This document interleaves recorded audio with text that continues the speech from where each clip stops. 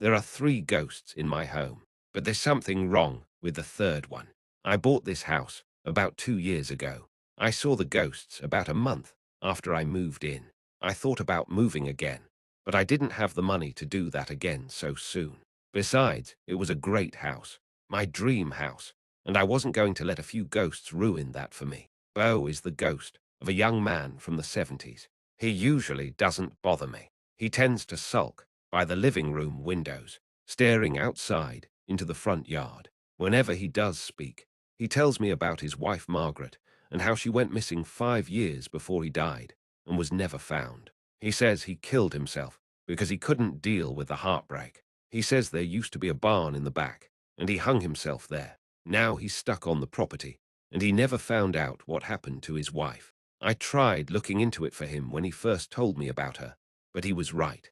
She disappeared from her home, and they never figured out where she went or if she was even still alive. I try to have a conversation with him whenever I can, although sometimes he doesn't answer me. I've learned not to begin a conversation, and instead, I wait for him to speak. He's pretty easy to talk to, and his presence in the house doesn't really bother me. Sometimes I don't see him for weeks, and then he randomly shows up again, sad and standing in the corner of my living room, staring out the window. He wears flannel pajamas and is barefoot with unkempt hair and overgrown facial hair. He says he's stuck that way now. I mostly feel bad for him, and the fact that there's nothing that I can do to help him now. Talia is the ghost that's stuck on the second floor. She walks up and down the hallways crying at random times throughout the night. I've tried talking to her, but all she does is ask me if I know where Lawrence is.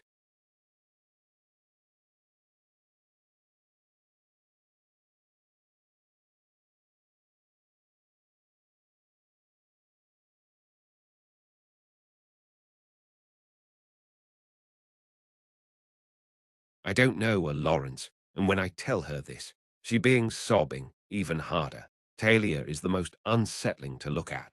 I think she was murdered, or something even though she hasn't told me this. She wears a white nightgown that's torn and dirty at the bottom.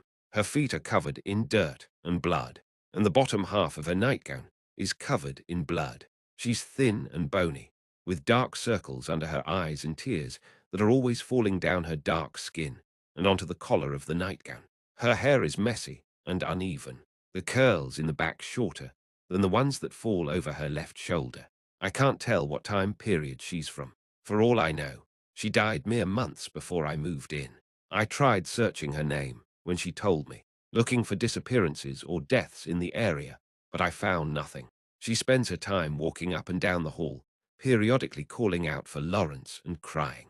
I see her more than I see Beau, even though she keeps to herself most of the time. I'm not really sure she even knows she's dead, and I don't really want to be the one to tell her. I can usually avoid her by sleeping in the guest bedroom on the first floor when she starts crying in the night. She stops me on my way down the hall and asks me if I've seen Lawrence, and I always say no, which always causes her to cry harder for a while. I've tried to console her, but it doesn't work. All she wants is Lawrence, whoever that is. Sebastian is by far the most normal and low-key ghost, and yet somehow he terrifies me in a way that the other two don't. He stays in the basement at all times.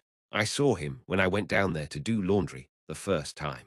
He's dressed in a clean grey suit with a red bow tie and shiny dress shoes. He looks young, and in any other situation, I might think he was handsome.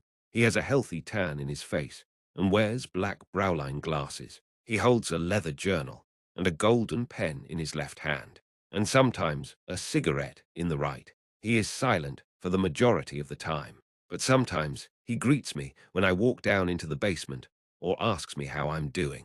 He has a slight accent that I can't quite place, but sounds Spanish to me.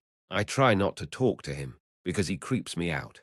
Anytime I'm down there, he stands in the corner of the basement and stares at me with his intense dark eyes. Sometimes he